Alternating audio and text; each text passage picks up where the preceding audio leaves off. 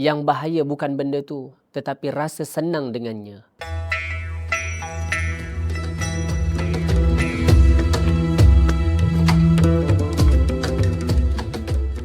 Pernah tak kita perasan dalam diri kita ni ada satu pusat kawalan? Kalau pusat ini tenang, seluruh hidup jadi teratur. Kalau pusat kawalan ini rosak, rosaknya merebak ke seluruh diri. Pusat itu adalah hati.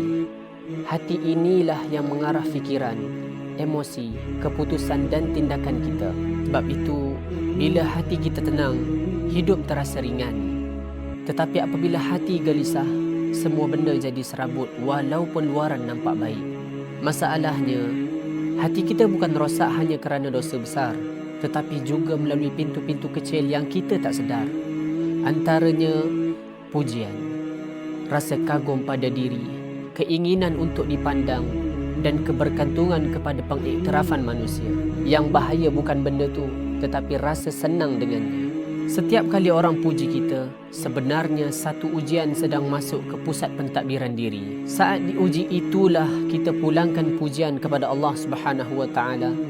Alhamdulillah.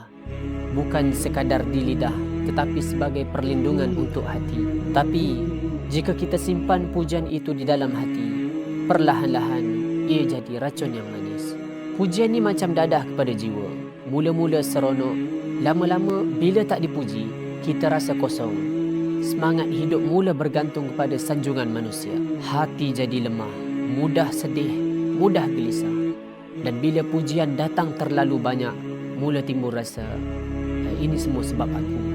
Di situlah bermula kita lupa Sang Pencipta. Maka menjalarlah rasa sombong dan pintu-pintu kerosakan pun mula terbuka.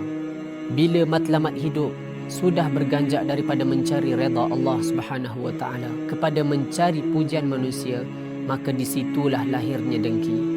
Bukan kerana kita tak redha takdir, tetapi kerana hati sudah jadikan pujian manusia sebagai ukuran nilai diri. Bila orang lain lebih dipuji, hati mula terusik.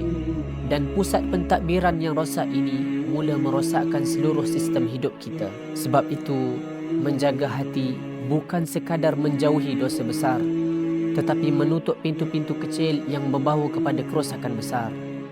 Maka marilah kita mohon, Ya Allah, peliharalah hati kami, bersihkan niat kami, dan kembalikanlah segala pujian hanya kepadamu.